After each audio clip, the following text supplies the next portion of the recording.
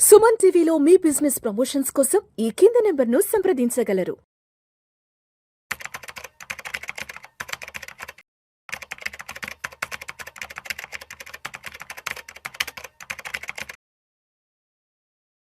నమస్తే సాయిరామ్ గారు. నమస్తే మేడం. సాయిరామ్ గారు, బాండ్స్ గురించి మాట్లాడుకుంటే అసలు ఒకసారి మా వ్యూవర్స్కి ఈరోజు బాండ్స్ అంటే ఏంటి, ఎలా ఇన్వెస్ట్మెంట్ చేయాలి, ఎంత ఇన్వెస్ట్మెంట్ చేస్తే మనకి గుడ్ రిటర్న్స్ వస్తాయి అని అంటే? సో బాండ్ అంటే సింపుల్గా ఒక పీస్ ఆఫ్ పేపర్ అండి. ఆ పేపర్కు మానిటరీ వాల్యూ ఉంటుంది అంతే. టిపికల్లీ బాండ్ అంటే మనం ఒక లోన్ లాగా కన్సిడర్ చేయొచ్చు. ఆ లోన్ని ఇన్వెస్టర్స్ బారోవర్స్ దగ్గర నుంచి తీసుకుంటారు. ఉదాహరణకు మనకి బాండ్స్ మెయిన్గా గవర్నమెంట్ బాండ్స్ ఉంటాయి, అండ్ పిఎస్యూ బాండ్స్ ఉంటాయి, అండ్ కార్పొరేట్ బాండ్స్ ఉంటాయి. మీకు సింపుల్గా ఒక ఎగ్జాంపుల్ చెప్తాను. రిలయన్స్ కంపెనీకి ఒక 1000 crores అవసరం. దానికి ఏంటంటే ఇద్దరు లోన్ తీసుకోవచ్చు, లేదా ఓపెన్ మార్కెట్ నుంచి బాండ్స్ కానీ తీసుకోవచ్చు. లోన్ ఎప్పుడు ప్రయారిటీ ఇస్తారంటే కనుక ఈ ఇంట్రెస్ట్ రేట్ అనేది చాలా తక్కువగా ఆఫర్ చేస్తుంది. బట్ ఇప్పుడు ఉన్న మార్కెట్ సినారియో చూస్తే కనుక మనకి ఎఫ్డీసీ 6-7% ఇస్తుంది. సో వాళ్ళ మార్జిన్ చూసుకొని కనీసం 10 కానీ 11 కానీ % ఆఫర్ చేస్తారు. ఇంత పర్సెంట్ వీళ్ళకి ఎందుకు ఆఫర్ చేయరు? నాకు ఎలాగో షార్ట్ టర్మే కదా రిక్వైర్మెంట్, నేను ఓపెన్ మార్కెట్ నుంచి కలెక్ట్ చేసుకుంటాను. రిలయన్స్కి బ్రాండ్ ఉంది and it's a very big company. So open మార్కెట్లో రిలయన్స్ అనేది ఒక 8% పెట్టినా కానీ సబ్స్క్రైబ్ చేస్తారు. సో ఇప్పుడు రిలయన్స్ ఏం చేస్తుందంటే తనకు 1000 crores కావాలి కాబట్టి 10 lakhs చొప్పున ఒక్కొక్క బాండ్ని ఇష్యూ చేస్తుంది.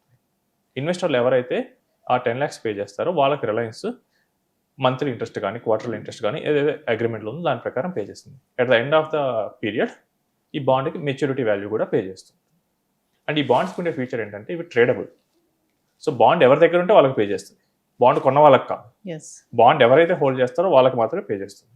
ఇప్పుడు మీరు బాండ్ కొనుక్కున్నారు, తర్వాత మీకు మనీ అవసరమైంది, మీరు బాండ్ నాకు ట్రాన్స్ఫర్ చేశారు, నేను మీకు మనీ ఇచ్చాను. ఇప్పుడు బాండ్ నా దగ్గర ఉంది కాబట్టి నాకు పే చేస్తుంది. మనకి బాండ్ మార్కెట్లో చూసుకుంటే కనుక మెయిన్గా ఈ బాండ్కి రేటింగ్ అనేది చాలా ఇంపార్టెంట్. సో బాండ్ మార్కెట్లో రేటింగ్ అనేది మనకి మెయిన్. మనకి రేటింగ్స్ అనేవి క్రిసిల్ లాంటి రేటింగ్ ఏజెన్సీస్ ఇస్తూ ఉంటారు. ఈ రేటింగ్స్ మోస్ట్ సెక్యూర్ బాండ్స్కి AAAతో ఉంటాయి. నెక్స్ట్ ఉదాహరణకి central government bonds, RBI bonds, ఇవి మోస్ట్ సెక్యూర్. నెక్స్ట్ కొంచెం పిఎస్యూస్ కానీ ఏదైతే కొంచెం వీక్గా ఉంటే గవర్నమెంట్తో పోలిస్తే అవి కొంచెం రేటింగ్ దగ్గర AA, BBB, BB, B, C, D అని ఉంటాయి. ఇలా డిఫరెంట్ రకాలుగా మనకు బాండ్ రేటింగ్స్ అనేవి ఉంటాయి. ఏవైతే BBB అండ్ బిలో ఉంటాయో వాటిని జంక్ బాండ్స్ అంటారు. అంటే వీటిలో ఇన్వెస్ట్ చేస్తే క్యాపిటల్ కానీ క్రెడిట్ డిఫాల్ట్ అయ్యే రిస్క్ చాలా ఎక్కువ ఉంటుంది. సో BBB కన్నా ఎక్కువ ఉండేవి ఇన్వెస్ట్మెంట్ గ్రేడ్ బాండ్స్.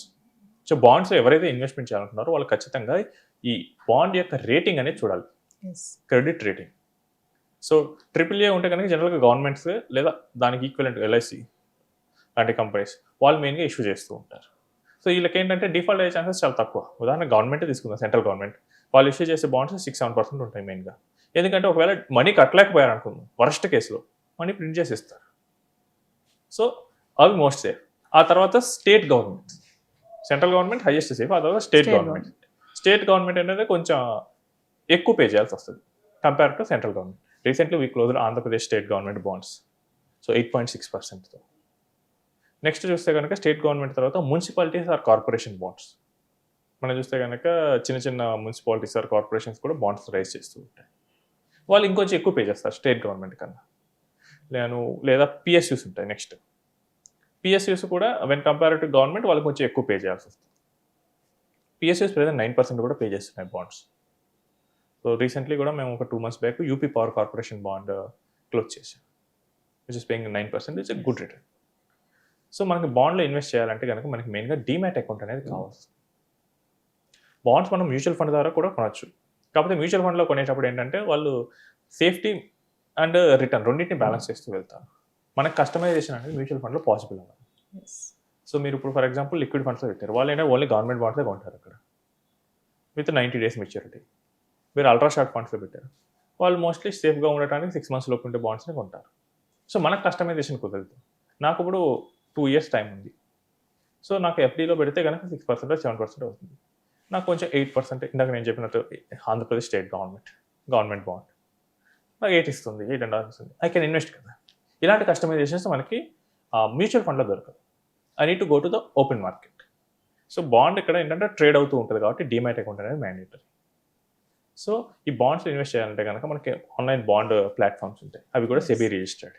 సో వాటిలో కనుక మన అకౌంట్ ఓపెన్ చేసుకొని మనకి అవైలబుల్ బాండ్స్ ఏంటో చూసుకొని మనం ఇన్వెస్ట్ చేయొచ్చు. అవి ఖచ్చితంగా మన డిమాట్ అకౌంట్లోకి వస్తాయి. ఎస్. అండ్ మన డిమాట్ అకౌంట్కి లింక్ అయిన బ్యాంక్ అకౌంట్కి మనకి పేమెంట్స్ అనేవి జరుగుతూ ఉంటాయి. మెచ్యూరిటీ అయినప్పుడు మెచ్యూరిటీ అమౌంట్, లేకపోతే కూపన్ పేమెంట్స్ అనేవి ఉంటాయి. సో బాండ్స్ అనేవి జనరల్గా ఏంటంటే compare to FDs they will pay higher interest. ఎందుకంటే ఎఫ్డీలో పే చేస్తే కనుక బ్యాంక్ ఆబ్లిగేషన్ ఉంటుంది. అండ్ బ్యాంక్ ఏంటంటే మనీ కావాలి, బ్యాంక్స్ కూడా మనకి బాండ్స్ రైజ్ చేస్తుంది.